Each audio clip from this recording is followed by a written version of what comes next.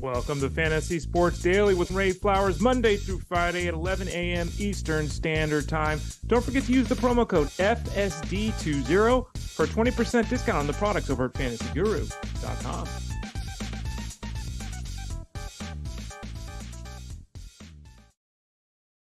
Hey everybody, Ray Flowers of fantasyguru.com. How you doing today on this Friday? Hopefully well. Lots to talk about here over the next hour or so. And just wanted to say hello. Thanks for being with us. We're here every day, Monday through Friday on Fantasy Sports Daily, 11 a.m. Eastern Time. Remember, we announced it yesterday. We're making a time change. We're moving to 12 p.m. Eastern Standard Time, 9 a.m. Pacific Coast Time, starting on July 1st. For now, next couple of weeks, we're sticking right here at 11 a.m. Eastern Time on Fantasy Sports Daily. Type us into your local podcast network, Fantasy Sports Daily. You can follow the show live while we're on air in the morning if you want. Facebook.com/FantasyGuruHQ. You can follow us on Twitter you can follow us on Twitter and multiple Twitter accounts, actually, the Elite Sports and the Fantasy Guru accounts on Twitter if you want to watch live. And what I meant to say was YouTube at youtube.com/@ElitePlusNetwork. You can watch us live there. Again, you can always type our name into your podcast network, Fantasy Sports Daily. You can find us later on, and you can find us over at fantasyguru.com. If you click the Elite Plus tab at the top of the page. Got some fun today. Here's what we're talking about today. We got a bunch of player performance stuff to talk about for baseball. Carlos Correa, Byron, Buxton getting it done. Christian Walker, Jock, Pederson, Yandy, Diaz. Then we'll go to the pitching side of things. Garrett, Crochet, what are we going to do? Is now the time to make a move on Crochet after the 13 strikeouts last night. Michael Lorenzen. What the hell happened to Aaron Nola? Roddery Munoz. Luis Severino, Taj Bradley, dominant effort. Justin Steele. A couple of updates, a former Dodger and a current Dodger, Corey Seager and Bobby Miller. And then we're going to have Russell Clay jump in. Remember, we're doing this now on the show about half an hour into the show. On Wednesdays, Thursdays, and Fridays, we're talking football. Wednesdays is Armando Marsal. Thursdays is Tyler Beaker. Fridays is Russell J. Clay. So Russell will be on today. We'll continue our discussion about the running back position, talking about the youngsters. Russell's our dynasty guy. He, of course, does all football. But he's a dynasty guy at the site. The rankings that are in the dynasty portion of fantasyguru.com for football are his rankings. So he's a great guy to talk about these youngsters and what their outlook is this season. And then you see it there at the bottom. Helmet nachos. What are they and why do you need to know? We'll discuss at the end of the show, as well as taking your comments and questions at the end of the show. Before we hop into the baseball talk, remember the products available right now at fantasyguru.com. Click that subscribe tab in the top right corner of the website. Navigate to the football section. We have the DFS football available. We have the wagering football available. And, of course, we have the seasonal product available, which is what most people are interested in, I think, at this point. Dynasty rankings, rookie rankings, IDP rankings, PPR rankings, non-PPR rankings, auction values. We have discussions about Superflex and 2 QB leagues, the 24/7 live chat that you get access to in Discord, the live stream that the three guys I just mentioned that are on with us all the time. They do that Tuesdays at 7 o'clock. You get access to that. And again, I think the Discord has become the thing, right? Like, I'm convinced of this. And you can tell me, leave a comment here if you want. I get the strong sense that there are people that read every article. I get the sense that there's people that read every article and sometimes dabble in Discord. I get the sense on the other side that there are people that sometimes read articles and spend a lot of time in Discord. And then there's some people in Discord that have never read a single article, which is just fascinating. You get people asking questions all the time, and it's like, well, Russell just wrote an article about those 3,000 words yesterday. Or, Ray, I just wrote an article about this guy yesterday. So I love the fact that we've got a varied community there, and we try to address all of them with articles, with videos, with podcasts, and with the work in the Discord. So head over to the site, and again, click on that subscribe tab in the top right, navigate to the football section. No promo code needed. The discount's already been applied. We talked about this yesterday on the show. Just have at it, folks. It's a great product. Lots of innovative materials, innovative takes. And in fact, today, later this afternoon, I'll be writing one of my articles, writing about running backs today. I got a series of articles, quarterbacks, running backs, wide receivers, tight ends coming out. I'll do the PPR running back myth, and then I'm sure I'll be involved when we go to the podcast, if we're doing those this year, which I'm pretty sure we are. Okay, so don't forget to do that, fantasyguru.com. All right, back to the baseball side of things before we visit with Russell Clay in about a half hour. Carlos Correa, for those people that were tailing me yesterday in the wagering piece, we had 3 bets. We had a Teoscar Hernandez one that blew up in our face. That was terrible. He was also in the core 4, so that was awful.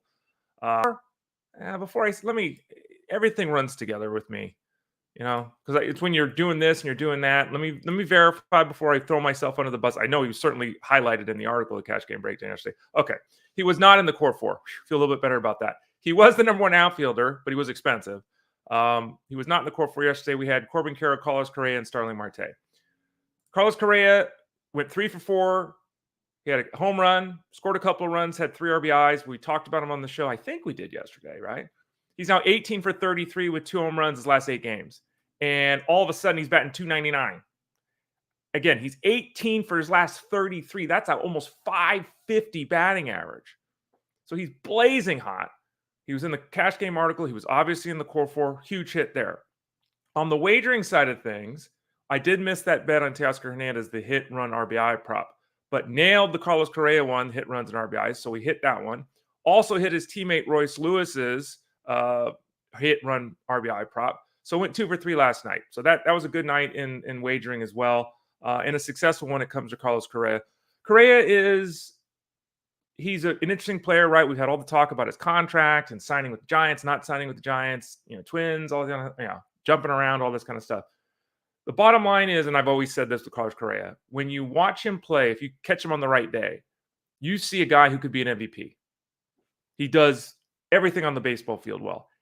And in fact, he's probably a better baseball player than he is a fantasy player. When you're hitting 500, no one cares what kind of player you are. You're hitting 500, right? So we can ride that right now. But he's just not a 300 hitter. He's not a 30 home run guy. He doesn't run anymore. There's always injuries he's dealing with. But the bottom line is he's a very effective player. He's kind of a stopgap option unless you're in a deep league. But right now, he's just out of control. And that's a great thing to see from a guy that was kind of scuffling a little bit up until the last couple of weeks. But right now, he can do no wrong. And he had a big day yesterday and had a big day for us in DFS and in wagering over at fantasyguru.com. Byron Buxton, his teammate, went 3 for 3 with a walk, had a run, scored a couple of RBIs. He's now 9 for 23 with a home run his last 5 games. And very similar to Carlos Correa in the sense that both these guys have health issues and staying in the lineup. Similar in the sense that maybe he's a better real-world baseball player than a fantasy option at this point because he still plays great defense on the times that they roll him out there. And he has played outfield 44 times and been the DH only 5 times. So the majority of the season he's been in the outfield. Still great on the base paths. Hitting .244 on the year, which for him, would be a 3-year high. 301 on base percentage is basically matching what he's done the last 2 years. Strikeout rate of 29% is slightly down from the last 2 years, but it's obviously not a good number. His walk rate has gone from 9% the last 2 years to 5% this year, which is why his on base percentage, despite hitting 30 points higher than the last 2 years, is the same as it was the last 2 years. He's just a flawed hitter, and interestingly enough, he's been fairly healthy, for him, right? He's up to 50 games, which, again, puts him on pace to play 100 games for the first time since 2017. A couple of very interesting things with Buxton. One, he has 3 steals, so he's not running. Been caught twice. He's just not running much, which dings his outlook. And secondly, he's not driving the baseball. I mean, you look at his isolated power marks, and the last 4 years, the mark has never been below 230. The last 4 years, the NARC is 292 overall. This year, it's 143. He's not even halfway there. And you see it reflected in loss of exit velocity, see it reflected in loss of hard hit rate, and you see a huge dip from like 15% line drive rate the last 3 years down to 7% this year. So, you never know where he's dealing with something physically or what have you, but he is, for the last week at least, been producing. Can that be sustained? Can he stay healthy? Can he recapture what he's shown? We just don't know at this point with Byron Buxton, but nice groove right now. I think the name carries more weight in the fantasy game than the performance does, but right now, getting it done. Christian Walker's another player who's getting it done, and he was the number 2 first baseman yesterday in the Cash Game Breakdown, if I remember right. He's frequently in there because his price point is never too high. It's a reasonable. He's $4,800 on DraftKings or $4,600, and he's $3,200 on FanDuel. Like, he's always in that price point where you can get him in the lineup if you want. And if you did that yesterday, you won because he had 2 home runs and drove in 4 runs. In the seasonal place, he's not, he doesn't run at all, and he's not a batting average guy. But really, once you get beyond the Pete Alonsos and the Matt Olsons, right, the elite power hitters at the position, isn't Walker next up? And I don't think he gets enough credit for that because, again, he's not a dynamic player. But the last 2 years, he's gone 30, 90, 80, which is really good. He's kind of in that zone where Matt Olson was before he took that next step, like when he was with the Athletics. 30, 90, 80 the last 2 years. What's he doing right now? Well, in 69 games played this year, roughly half a season, right? It's not roughly half a season. He's currently right now on pace to go 35, 100, 95. So he's slightly better than his pace the last 2 years. And he hit 258 last year. He's hitting 258 this year. So this is more of just the, sometimes these kind of players we just don't talk about much. We don't focus on much because you draft Christian Walker, he's going to be good. He's good. And okay, right? You don't get excited about Christian Walker. You don't think you're winning your league because you have Christian Walker. But in the end, when you look up and he's hitting 255 with 35 home runs and 100 RBIs, isn't that a win? Especially with all the players that miss so much time. He missed 2 games 2 years ago. He missed 5 games last year. He plays, which also helps the counting category. So I just wanted to give a little tip of the cap to Christian Walker, a guy who we talk about a lot in the DFS space, but someone we haven't talked about here much, and I haven't written about much, and I don't think people generally talk about much in the seasonal piece. His teammate, Jock Pederson. Now, here's a guy that people talk about all the time. And the case with Jock Pederson is a fascinating one because we all know who Jock Pederson is, right? And who is that? Jock Pederson is somebody that will play against right-handed pitching, will be effective against right-handed pitching, and who will not be in the lineup against lefties. Okay, so where is he at right now? On the year, he's hitting 286 with a 384 on base percentage and a 503 slugging percentage. That slash line is not elite. It's not superb. It's a number that a series of numbers that honestly, though, if you did that for 15 years, you're in Hall of Fame consideration and you're in discussion for the All-Star every year if you're doing that. Now, the problem for Pederson is obviously his counting category numbers never get him to the point where we're ever going to talk about Hall of Fame, and rarely will even mention him as an All-Star option. But that's a banging slash line. It's really good. And if you're in an on-base percentage league, 384 is a good number. That's 70 points above the league average. It's a good number. And you look at him, his performance of late, he what did he do last night? He got 2 for 4 with a couple of runs scored, had a home run, drove in 5 runs. His last 11 games, he's driven in 12, right? And so even when he's struggling a little bit, and he has struggled relatively speaking, he's hitting 229 the last 2 weeks. Still got 12 RBIs in 11 games. He's been really good.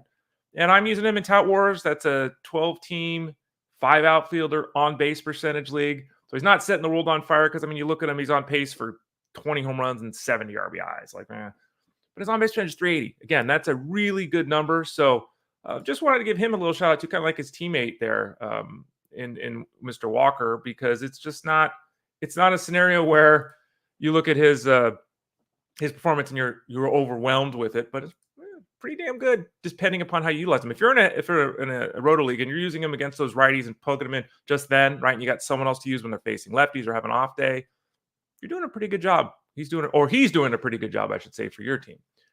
Yandy Diaz was in the cash game breakdown yesterday, too, as a paydown option. He went 2 for 4 with an RBI. Defending American League batting champ has struggled this season.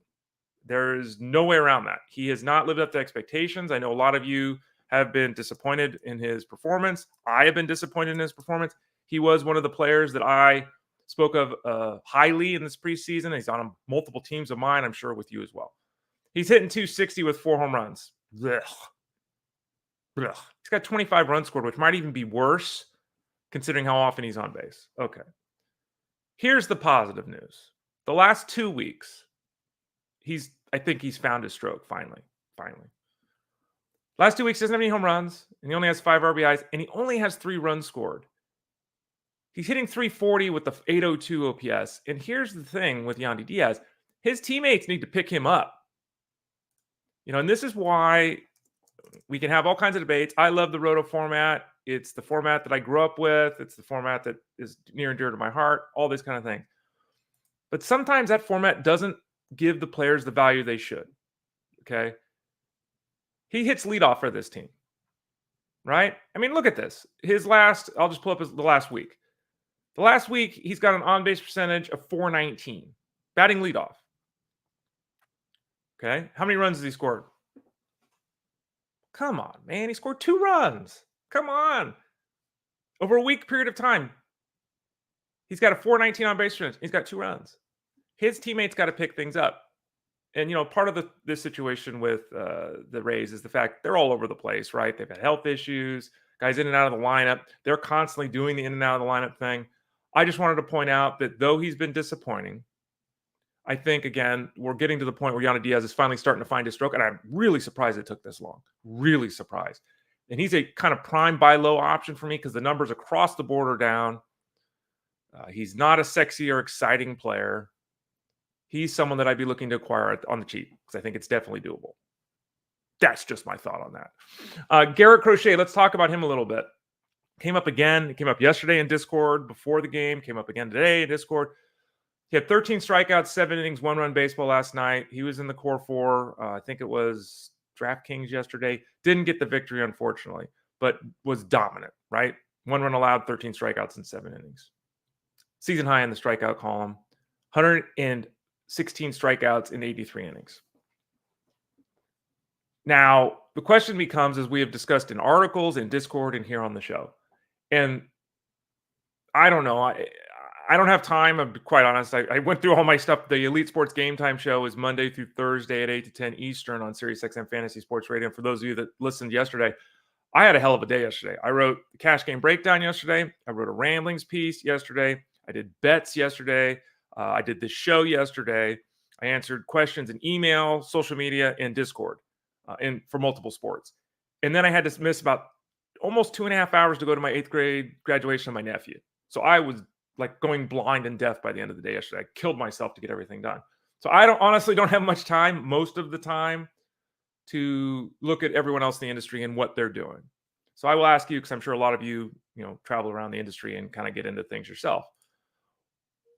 Are a lot of people talking about workload limitations, or is that just accepted as the norm so no one's talking about it? Because in the case of Crochet, we've got a real issue here. Crochet clearly has taken the step. And we have to remember back when he was drafted, this is who he was supposed to be, a front of the rotation guy. He was moved to the bullpen for expediency's sake. He dealt with injuries. Okay. Now we're back to where he's supposed to be. The real problem is, though, he has already thrown 83 innings this year. The last 4 seasons, he has 1 year of 30 innings pitched. And let me do some quick math. 60, 75. So he has 83 innings this year. The last 4 years, he's thrown about 85 innings. So with his next start, he will go past his innings total of the previous 4 years combined. How long are the White Sox going to use him? I mean, are they going to throw him 160 innings this year? Like, I've talked about this. I can't fathom it. Even if he's pitching great, teams just don't do this. They don't allow a pitcher to throw as many innings, double as many innings in one season as they've thrown the previous 4 years. If I could be, I can't remember a scenario where that's occurred. Do they skip starts with Crochet? Do they shut him down? Do they trade him and let somebody else worry about it, and then they have to decide how they're going to use him? Do we end up with him skipping starts in the rotation? He's supposed to start Wednesday. We hear on a Tuesday night he's not starting tomorrow. I mean, again, this is an extreme example of the workload piece. And so I'm fascinated to see how this plays out. But I'll say the same thing I've said all along. I don't like giving up pitching. He's been fantastic. I was wrong about him in March. That has nothing to do with this decision now. If I can trade him, and I was answering a question this morning, do I trade Crochet for Julio Rodriguez? And I'm thinking, it's not a bad offer. And then I got back in the back and forth. Well, is it good to trade pitching? And no, it's not. But I jokingly said, if you're trading a guy who's not going to be pitching in 2 months, does it matter? And so I don't know. Maybe I'm totally off with this, and maybe the White Sox and whoever he gets traded to, if they move him, maybe they just go nuts. And maybe they say to themselves, we don't care that this guy's arm is going to fly off his body. I don't know. Seems weird to me if they would. So I'm not sure what to do with Garrett Crochet. Michael Lorenzen had a surprisingly, I'm not going to say dominant, but really successful outing. Gave up a run last night over 7 innings against the Dodgers. Was not expecting that at all. As I mentioned, Teoscar Hernandez was really high on yesterday. Other Dodgers as well. He came into the game, did Lorenzen really struggling against right-handed batters, like 300, 400, 550 kind of stuff. Didn't have a problem last night. Takes on the Mets in his next outing, which is obviously advantageous. And, if he can roll through the Mets, he can roll through the Dodgers, he can roll through the Mets, sure. Lorenzen's always an interesting guy because he's one of those, he's kind of the jerks and profile pitchers, if you will. He's someone that everyone, if you played long enough, you've had him on your team. He's made 5 or 6 starts for you, and you end up dropping him because he struggles. And okay, he's been great, or has he? I mean, he's got a 2.9 ERA and 11 starts. That looks great, right? He's got a 1.18 WHIP. Okay, now understand that both those numbers would be, career bests. Understand that even though he's doing that since the start of last season, his strikeout rate is under 18% under 80%, which is just awful. His strikeout rate per 9 is 6.4 the last 2 years, just terrible. He doesn't miss bats. He's very dependent on his defense and very dependent on batting average and balls in play. Right now, the batting average of balls in play is 232, which is almost 50 points below his career number. That's not sustainable. The 86% left on base percentage rate, that is absolutely, without question, not sustainable. And you can see this reflected. His expected ERA right now is 4.6. His expected SIERA is 4.9. His xFIP is 4.6. That's almost 2 runs above his 2.9 ERA. Extreme caution with Lorenzen. Extreme caution. And he is a prime trade guy. If you picked him up and you've been riding him, for those 5 or 6 starts we were talking about, he's a prime trade guy right now because he's just not continuing this. He's just not. Especially coming off last night's effort against the Dodgers. Might have caught some people's attention. Someone who caught everyone's attention last night was Aaron Nola. And, we were talking about this on the Elite Sports Game Time show that you see there on the screen. 8 to 10, Monday through Thursday. It happens, right? Guys get blown up. And we talk about it. The blow-up effort from a pitcher is the worst thing that can possibly happen. Nothing could be worse than that. It's the number one dagger in your heart. Head-to-head, it kills you. Even in Roto, it's very tough. Aaron Nola went out and gave 8 runs last night. And I wrote yesterday about him in the Cash Game Breakdown. Here's all the reasons why I like him. It's a tough matchup. Yeah, but still. Well, it was just a tough matchup last night. There was no other but still. And he got obliterated. His ERA went from 2.8 to 3.5 in 1 game. Oof. I have to look at this and just write it off. His stuff isn't what it once was. His performance isn't quite up to par of where it once was. That's fair. But still, I mean, he's very effective. He throws innings. He gives you strikeouts because of his innings. He's got an offense behind him that can produce victories. I got to look at it as a one-off. I didn't see any injury information after the game. No one was talking about that. Sometimes you just stuck. I was going to say stink and suck, and I said stuck. Sometimes you just stink. And he stunk. And there it is. And so I don't have any lasting pull away from this. The Red Sox are a tough team. The ballpark's tough to pitch in. He had his bad location. He doesn't have the stuff he used to. So when he misses his spots, it's more difficult for him to have success. And he just got obliterated. So I would expect him to jump right back on the horse next time out. So if you have Nola, I'm not saying you bench him next time out. I'm not saying you rage drop him. Don't do that. I think it was a one-off. It sucked to high heaven. But as of right now, I'm thinking it was a one-off. We'll assess after his next outing. Roddery Munoz, where did this come from? We talked about this on the show last night, Justin and I as well. 6 scoreless innings and no decision against the Mets. We've talked so much about the issues with the Marlins and the fact that they just have really struggled with their pitching health. It's just been a cavalcade of injuries. Here in steps Munoz. And Munoz is somebody that has extreme splits, extreme out-of-this-world horrible splits. He basically is a 2-pitch pitcher. His changeup is not good. It doesn't grade out well. His control is not good. It does not grade out well. Well, last night, he was on it. And, when you have that level of stuff and you have it working, you can roll through lineups like he did. What he did last night is doable given his profile. The problem, if you pull back from that, is he's another one of these pitchers that's really a 2-pitch guy. Very difficult to do that as a starter. And he's really one of these guys that has a great 2-pitch mix, but he can't control it. So be cautious because Munoz is likely to engender some significant interest this weekend in the fab bidding and in the waiver wire because that he was dominant in that effort, and it was against the Mets. And the media world and even the fantasy world, if we're being honest, lives in New York.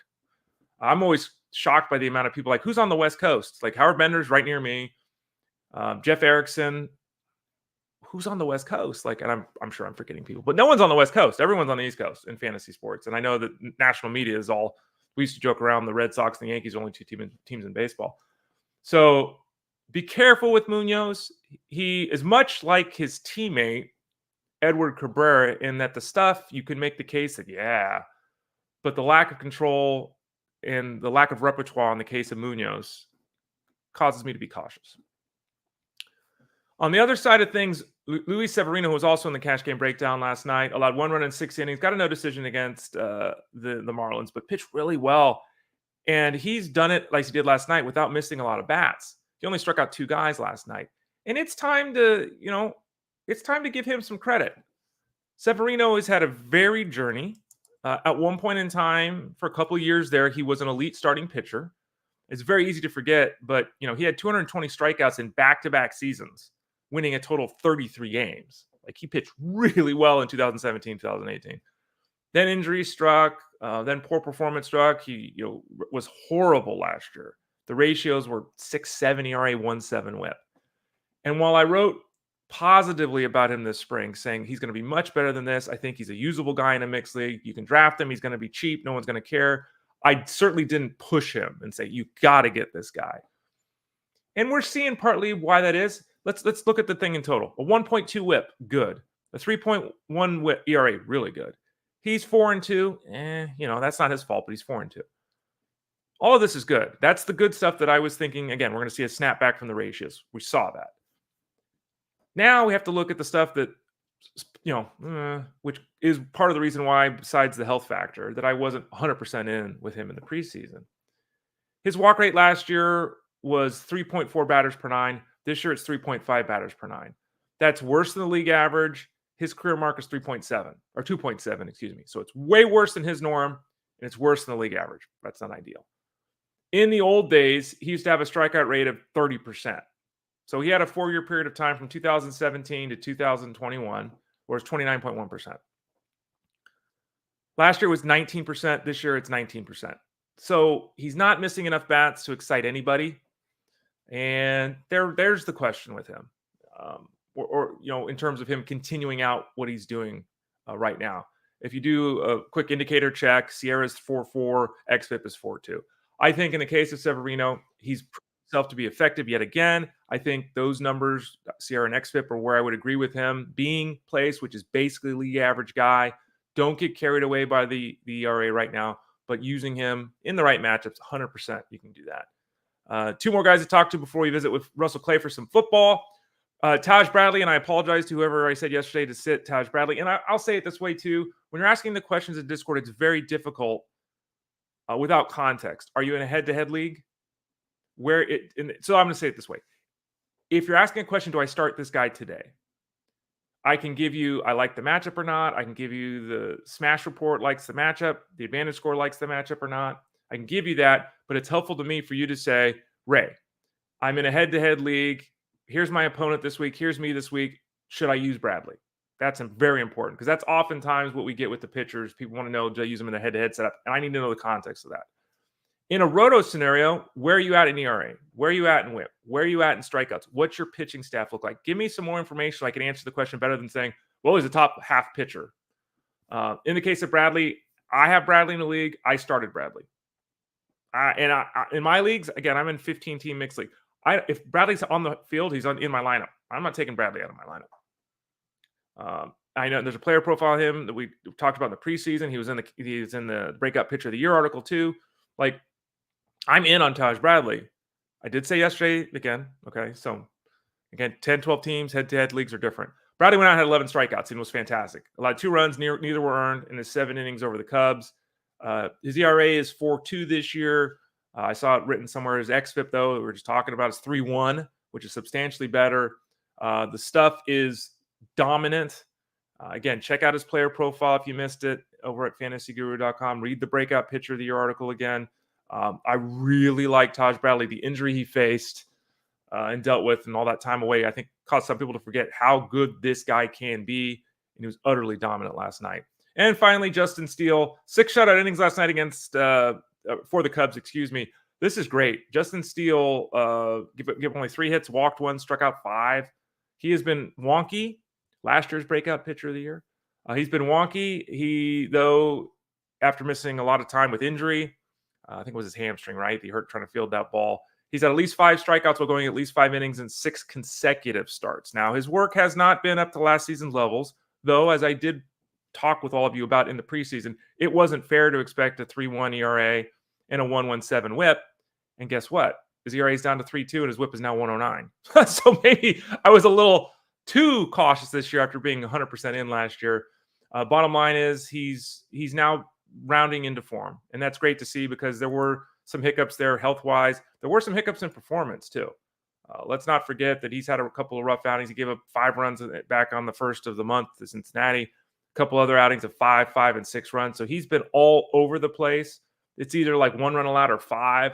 Love to see some more consistency, but overall, looking solid. The last 2 times out, it's 1 earned run in 13 innings with only 2 walks. Justin Steele, I think, is back to being an every week starter without any kind of question. We'll come back to your questions here at the end of the show. Let me remove the old sucker here of the video, and let's see if I can get this right off the top. On Wednesdays, it's Armando Marsal. On Thursdays, it's Tyler Beaker. And on Fridays, it's my man, Russell Clay. It's a Friday. Boom, we're bringing in Russell Clay. Oh, look at the hair, Russell. Yeah, buddy, how you doing? I got a cold brew. Okay. I'm up. I'm ready to talk football and maybe ask Ray why they still have umpires behind the plate. Uh-oh. And here we go. Well, I saw you commenting. You love Paul Skeens and Garrett Crochet, right? Is that kind of what I'm sensing? My role for the baseball version of Fantasy Guru is every once in a while I'll just hop in and throw in a random comment and then I'll leave. Okay. And provide no analysis. But yeah, I mean, that was probably more a Mariners thing than a Garrett Crochet thing yesterday, right. But that was pretty cool, right? Yeah, absolutely. It's a great comment too. I like it. I love seeing it. It brightens my day when I see you jump in there and say something because we're always going back and forth in all the football rooms. Yeah. Cold brew. What kind? I'm not a cold coffee guy. I'm not a connoisseur. I'm sure our listeners are. Cold brew, is that the style or is there something more to it? I don't know what fancy thing they do, but they leave it out overnight or some garbage. I don't know, but I drink it. And that's my move. Black coffee. Okay. And Russell mentioned he getting up early, and we thank him for doing that. Just to repeat, starting July 1st, the show will be moving to an hour later. So Russell will be able to get a little bit more beauty sleep. Yeah, starting July 1st, we'll be at 12 noon Eastern time. I can only imagine what your hair is going to look like with an extra hour to coif it, yeah. Russell. So I'm really looking forward to that. I remember the days of hair. Fondness with hair. Let's talk some football here. And we're talking running backs this week. Next week, we'll talk wide receivers, then tight ends as we head into the 2024 season. And I wanted to ask you a general question because everyone's got different opinions. As a site, we say handcuff running backs. I think all of us believe it to a certain degree. Some people really strongly, some people not as strongly. Yeah. Where do you fit in general in a redraft scenario when we talk about handcuffing your running back? Hold on, let me get the Norm hairs off my chin. Okay. Those get there. There's still one there, but it's okay. On the right side. Right side. There you go. Yeah. There we go. Yeah, you got it. Right. So don't worry. You can probably if I got close enough, I'm sure you could see some of my shoulders. I'm gonna sit way back. The 4K. I gotta tune this down to the 360p. Yeah. So you can't see anything. But so again, I spend a lot of time in Dynasty, and those are sometimes rosters of 25, 30 roster spots. And handcuffing expands to, if we're looking at the 49ers, it's, all the running backs on the roster. Right. And, or the Buccaneers where I'm rostering Bucky Irving because he was a 4th-round pick. And it's like, well, we'll see what goes on there. In redraft, I think it is valuable in certain situations. So I look at the Seahawks and I see Ken Walker and Zach Charbonnet, and I say, okay, Zach Charbonnet is going really late this year. That's a guy I would want to prioritize. He's cheap. It works. I know the talent's there. 2nd-round pick last year, Ken Walker. I don't want to say the word injury prone, but dude's a tightly wound guy and has had multiple injuries throughout his NFL career. That is, I'm in on handcuffing. There are other situations where it's like, if that doesn't go, if that starter goes down, I just have no idea what's going to happen there. Okay. Gotcha. Jonathan Brooks, Trey Benson. Who do you prefer in 2024? Not long term, 2024, and why? The optimal answer is probably supposed to be Jonathan Brooks, but I really like the Cardinals this year. I like what they're doing.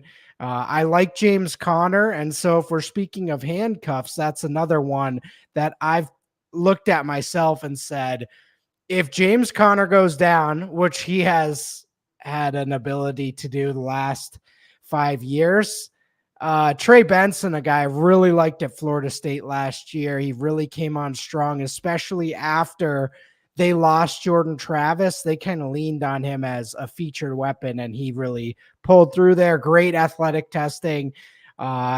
Newcomer on an offense, and if he's getting 15 touches, that is someone that can have really high-end fantasy upside. So, yeah. Russell Clay of fantasyguru.com. I'm going to pop it up on the screen now, too. The draft package or the draft guide package is available. Click the subscribe tab in the top right corner. Get access to everything, rankings and all that. I said it earlier. We'll repeat it here just so the folks know. The Dynasty rankings are yours, Russell. So if people got a problem, they need to talk to you about it, right? Don't yell at Jeff Mans. Yell at me. And when I'm wrong, right? yell at me. Yeah. They'll yell at Jeff anyway. That's part of the package. Yeah. I've determined yelling at Jeff is part of the package. And again, and I talked about this before Russell came on. Russell's our dynasty guy, but of course he can do redraft stuff too. But yeah, the rankings are his over at the site. And so I want to continue this discussion because we've talked to you previously about these guys after they got drafted. But, again, want to focus more directly on 2024. We now have had all the signings and we've had time to digest the coaching changes and all that kind of stuff.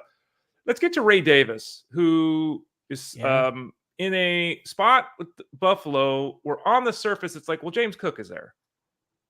But there's a lot of people thinking that Ray Davis might be the goal line back and have a somewhat significant role this year. So where is he for you in 2024?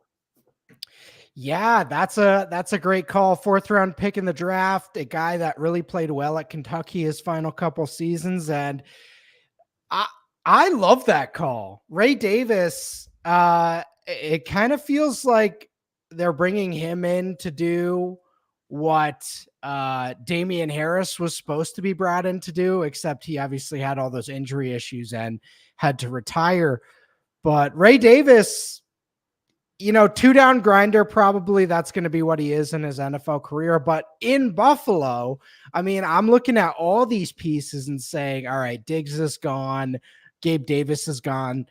I don't want to say there's a lot of yardage out there in this offense to be taken over. I don't necessarily think players replace yardage, but there are a lot of touches out there for this team this year. And Ray Davis seems to fit there. Is that a scenario where you would say Cuff? Is that one of the ones that you would look at and say, I'd love to get Cooks and Cook and Davis? I don't think that's a handcuff. That's more of a 2 separate roles. And if Cook goes down, maybe Davis's role expands. But I think he could have a role even without a Cook injury. Okay. What about the scenario with the Chargers? New OC, new head coach. Ugh. Everyone's worried about how much they're going to pass. We know they're going to run. They got Edwards. They got Dobbins. And here comes Kimani Vidal. Seems like in a dynasty scenario, this is ideal because Edwards is aging and, he's limited. Dobbins, who knows where he's at physically. Seems like a great spot for Vidal dynasty-wise. But what about in 2024? Because, again, we don't know, right? Especially with these older guys and Dobbins in particular with all the health issues. So but Vidal could be someone that people draft and then they drop in week 6 and all of a sudden in week 7 he's a starting running back. And, it's one of those things. I'm in on Vidal. I think most of the staff is too. But talk us through what your expectations are here in the short term with him. So this feels relatively similar to Isaiah Pacheco a few years ago, where I'm a draft position zealot. I care where you go in the NFL draft. That matters. However, on these elite offenses, and I do consider Jim Harbaugh with Justin Herbert a good enough combination to have this be a really good offense. Vidal, I mean, I love Dobbins, the thought of Dobbins, the offensive prospect he was at Ohio State and early on in Baltimore. There's a real possibility this is toast. The Gus Edwards thing is Gus Edwards. So yes, I see the vision. I'm in to an extent on Vidal. I definitely think he's the main guy there behind those two. So if that's the case, and if I like Jim Harbaugh, I think I'm much higher on Jim Harbaugh for this offense than others. So if that's the case, then you kind of have to be at least interested in Vidal. My only problem is 6th round pick. Do they give him a full workload in year one? I'd lean no. But again, you mentioned if he's getting dropped in week 6 and then something does happen to Dobbins, this could be a second half of the year guy that really emerges. So look at the Isaiah Pacheco timeline for those of you. He kind of built his role as the year went on and really established himself. So I could see something like that. Norm is now behind you. He flicked his tail a couple times to announce, and then he sat down. Oh, so he's there over your shoulder, other shoulder. Yeah. Hey, by the way, defend yourself. Why is Justin Herbert ranked so high in the dynasty rankings? Because I've heard people say that. People have asked me questions. Yeah. So you got Justin Herbert top 3. Talk to us about that. I do. He's already had a 5,000 passing yard season. He's had multiple top end fantasy passing seasons. And, obviously he's not an elite runner. He's not going to compete with these elite rushing quarterbacks. I just look at the floor there. I see just about the highest floor for fantasy quarterbacks over the next 5 years of anybody. So, no, he's not Patrick Mahomes. I'm kind of banking on the weapons getting better there over time, but raw talent wise, skill set wise, and now I think he has a really stable coaching situation. I mean, Jim Harbaugh is insane, but in terms of the on-field football, I feel really good about it. So another coach, because obviously Harbaugh rules with an iron fist, right? Everyone, and we'll see how long it lasts before he burns out. Yeah. He'll be there and they'll have success. Another guy that obviously has had success forever is Sean Payton. And the season didn't go as planned last year for the Broncos. They started out horribly. Certainly seemed in the second half that they figured some things out. Obviously, then they made the change of quarterback. Russell Wilson's gone. Javonte Williams, who was our guy last year at fantasyguru.com, was fine, but woefully missed on expectations. So here we flash forward to this season. And I will say this too. The backfield produced last year for the Broncos. It just didn't come from one guy. It was P. Ryan and McLaughlin too. Yep. So Javonte Williams is the guy heading into this year. We're all starting to feel a little bit better about this. A year further removed from injury. Okay, right? Here comes Audrice Estime in the draft. And now it's like, woof. So how are we handling this backfield? Is Williams still the guy? If you take Williams, do you have to grab Estime? Am I overlooking McLaughlin? Like, talk to us the entire backfield, if you would, Russell, with the Broncos. So I actually raised Jaleel McLaughlin in the dynasty ratings this week because on Tuesday, Tyler Beaker brought him up as a late round flyer. And I thought about it and I said, all right, this Sean Payton guy, he's pretty good at optimizing running backs, especially in the third down role. I could definitely see that. As a big Javonte Williams fan heading into last year, that the McLaughlin snaps pissed me off because he had a lot of juice when he was in there. And I was like, oh no, this is not good for my Javonte Williams situation here. So I could definitely see that working out, 2 years off the injury, like you mentioned, but that's a weird one. I'm more in on the whole offense rather than the running backs right now. I'm kind of waiting and seeing. So I'm not really seeking out any of these guys right now, quite frankly. So Javonte, I love you, buddy. I gotta see more before I'm back in again, unfortunately. And it's okay. And I think this is something that Ted Schuster is famous for, because Ted's like, I like 12 guys.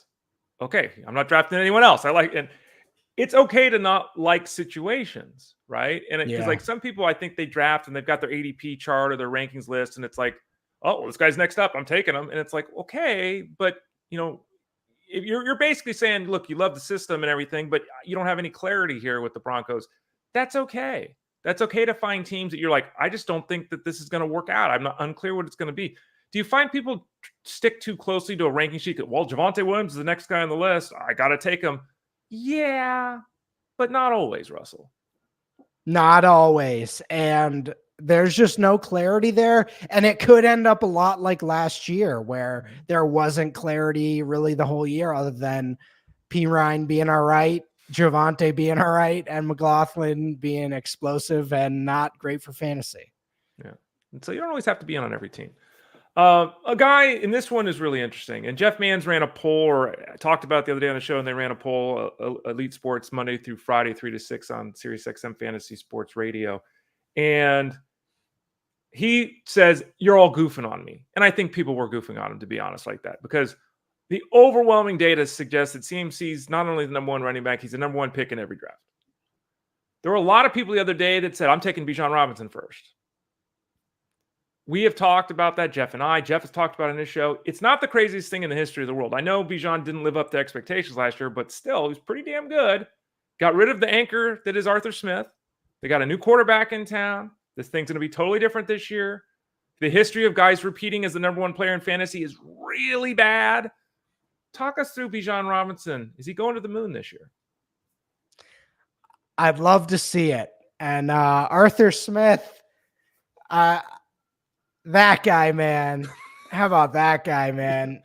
He is the worst part about the whole Arthur Smith thing is I love his play calling. It's great. It's innovative. He's getting all these random UDFAs involved and making Jonnu Smith better than Kyle Pitts. Yeah, and right.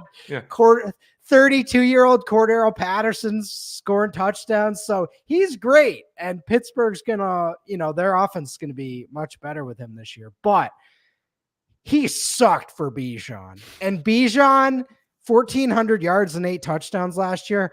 Pretty good rookie year. Pretty good. But for a top 5-10 pick, we want that Saquon rookie year of 2,000 yards and 10 touchdowns. Right. CMC, the clear optimal play there.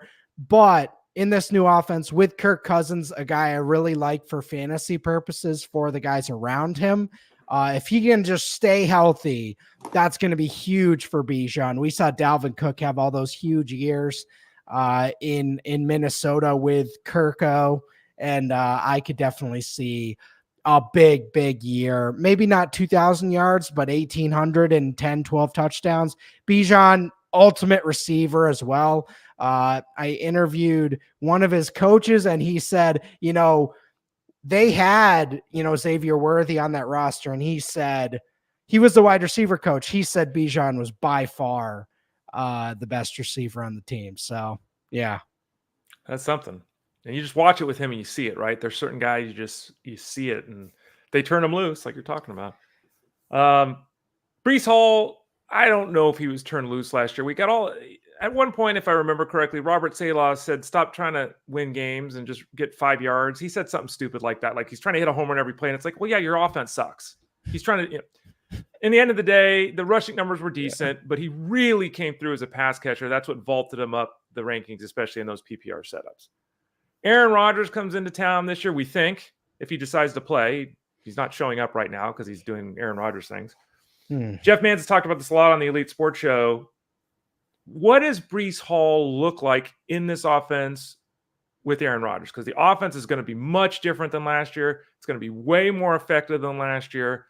And then we've got Aaron Rodgers, who, when you're down at the 1 yard line, never does the turnaround handoff. He does the throw from the 1 yard line. He ain't giving the ball to the running back at the goal line. What are we doing with Breece Hall? Because he's being drafted as if it's 1,800 yards and 14 touchdowns and 80 catches. Like, he's being drafted to be a star this year. Is it going to happen?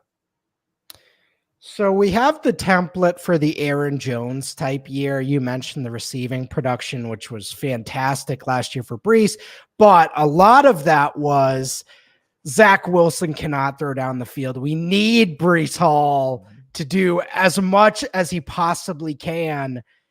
Rodgers is 39, 40 years old, but even an old, bad Aaron Rodgers is way better than what they had this year or this past year. So I love Breece, super talented guy. I had no idea he was this good of a receiver at Iowa State. So this has been a really pleasant surprise, but the volume in the passing game might not be there like it was last year. As you mentioned, the 1 yard line thing, Rodgers, notorious. We've seen him forever now for throwing to that secondary tight end or the random fourth or fifth wide. He loves that stuff. Yeah. I think he does it on purpose. You know, I don't know that he'll come out and say it, but I you know, the John Coons, I know he loves that stuff. So that's going to be frustrating, but overall with the offense being better, it's him and Garrett Wilson. And I do think the yardage will be there for sure. So we'll see. We're talking with Russell Clay. You can see there down on the screen on the scroll. Final question for you, Russell, before we let you go. And thanks for your time again today. We'll talk to you again next Friday. Isaiah Pacheco, you mentioned him earlier. Let's give a breakdown of Isaiah Pacheco. Where is he at for you in 2024? And let's delve a little bit into the dynasty piece with him too. Long term, I love watching him play football because he's shot out of a cannon. He's 200 pounds. He's not Derrick Henry. How long is this style of running going to work for him? And do you worry about that in the dynasty and keeper scenario? The Chiefs are really tough for me because so Travis Kelce came out this week, or maybe it was last week, and said, no, still give me the heavy workload. I can still handle it. And it's like, listen, bro, we watched last year. You guys mailed in the regular season completely. The team we saw in the playoffs was completely different offensively. They scored a touchdown like every possession.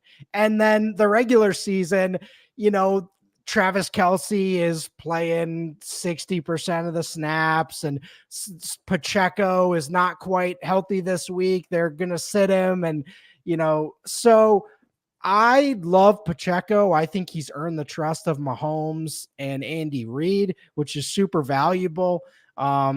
He's undeniably the top running back in the system. The biggest problem for the Chiefs is, do they mail in the regular season again, back-to-back champs? Their goal is Super Bowl every year now.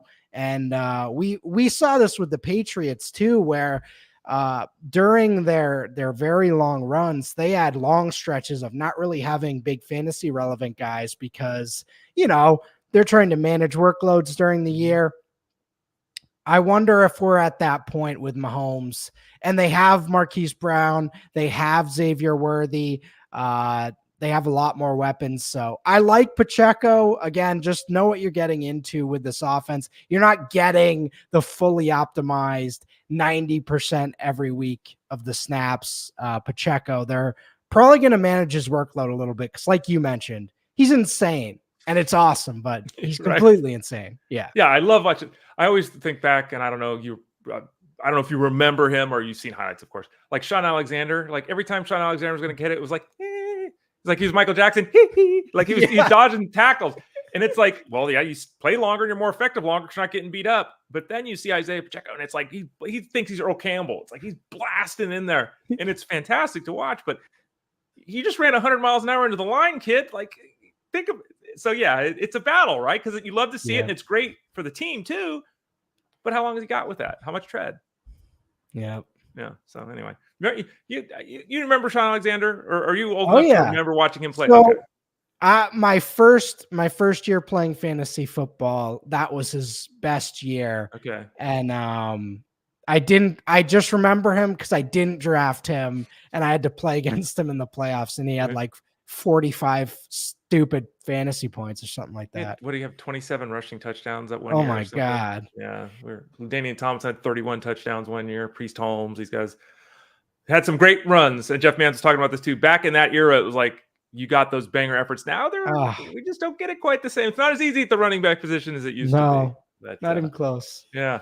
Thanks for your time again, Russell, today. We really appreciate that. We'll visit with you again on Friday next week. You obviously can be found on Twitter at Russell J. Clay. You have the live stream every Tuesday at 7 p.m. Eastern Standard Time over at the website. Writing-wise, article-wise, what have you just recently been working on? What are we going to see here in the next couple of days?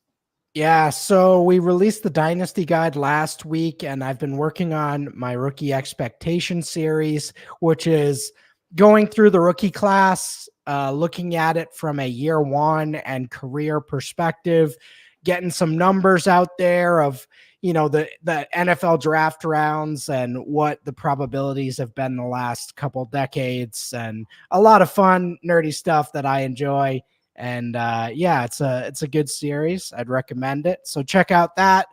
And the live streams on Tuesdays. I love doing this. So thank you for having me on. And what else? Yeah, come hang out in the Discord and goof it up and all that.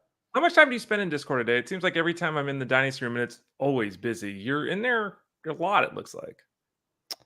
I'm in there lurking. Yeah. Lurking, choosing which questions to answer. No, he's not doing that. He's answering all of them. All right. I appreciate it, Russell. Yeah, we love having you on. It's great to feature you and your work because it's so important to what we do at fantasyguru.com. It's good. And you're fun to talk to. And by the way, now, I didn't know this previously, but I learned today that I am super jealous of your hair. So that's another thing you got going for you. You're the Clark Kent of fantasyguru.com. There you go. I'll take it. All right. Russell Clay, enjoy your weekend, and we'll talk to you again in 7 days, buddy. Thank you. Thanks, Ray. You got it. Russell J. Clay on Twitter X and over at fantasyguru.com. All right, let's close things up here. Two things. Number one, let's look at the questions and such. Eric S. and Eric, big fan. Thank you so much. Thank you, Ray. Good stuff all week. Happy Fur Baby Father's Day. Yes, I don't have children, but I have a cat and a dog. At Instagram for both, at Ollie Aussie Dog and at the Dexter Kitty, if you want to follow my two guys. I guess I even have a shirt that says, I should have worn it today. Yeah, that I'm like their father. So I appreciate that, Eric. Thank you so much. Let's see here. If I get rid of that, I get rid of this. I want to share one thing with everybody before we're done here. If I can get rid of everything. There's so many things on the screen. Here we go. Finally, I am somewhat famous for my love of nachos. I don't know if that makes any sense, but I do love nachos. I do love baseball. I do love helmets. I have spoken many times about my helmet nachos. Here on the screen is a picture of me with my helmet nachos. If you go to a ballpark near you and they don't have helmet nachos, inquire. For those of you not able to watch right now, because that's not how you consume the product, it's me standing behind the left field at AT&T Park in San Francisco, standing behind the left field, right at the wall, right behind the left field fence, with my ticket around my neck, with my Giants backpack on, with my Star Wars hat, because this was actually from Star Wars Day, and I'm holding the helmet nachos. And it's a full batting helmet. Like when we were kids, I'm 51. When we were kids, we used to get those helmets that were like $4, right? That you'd wear on your head. They had that little orange insert that kind of held it on your head like it was a hard hat. It's one of those, man. Full two hands you need for these nachos. I know a lot of them I've seen. They're smaller. They're like the old ice cream helmets you used to get at like Baskin Robbins or stuff. No, man. You got to get the full human size helmet. There's a picture of it for those of you wondering. Nachos are always good. I might even have nachos tonight. There's a place locally called Fernando's we might go to. Great tortilla soup, and they allow us to bring our puppy and sit outside. So we might even get some nachos tonight. We'll see how it comes together. Thank you so much for watching the show today. Appreciate it. Again, we'll be back next week at 11 a.m. Eastern Standard Time here on Fantasy Sports Daily for the rest of the month of June, 11 a.m. Eastern Time. In July, starting July 1st, we'll move to 12 p.m. Eastern, 9 a.m. Pacific Time. I got to go and write a cash game breakdown. I got to go and write a rookie preview, a review. I'm writing about rookies today for baseball. And write a little bit about running backs, getting ready for my contributions to the draft guide over at fantasyguru.com for football. Thank you to Russell Clay, and thank you to all of you for being with us over the last hour. I am Ray Flowers, and this has been Fantasy Sports Daily, powered by fantasyguru.com.